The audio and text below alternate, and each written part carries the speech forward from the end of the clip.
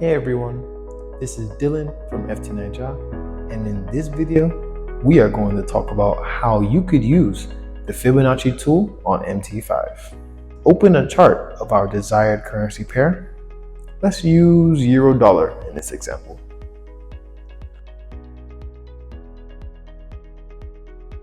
Locate the Fibonacci retracement tool icon in the toolbar. Click and drag the Fibonacci retracement tool on the chart to select the price range you want to analyze. Also, if you want to customize the Fibonacci levels, all you have to do is right-click on the tool to access the properties options. You could also analyze the Fibonacci levels for potential support and resistance areas or price reversals. If you want to adjust or remove Fibonacci levels by clicking and dragging individual lines, or right-clicking on the tool and choosing delete. Hopefully you guys found this video educational.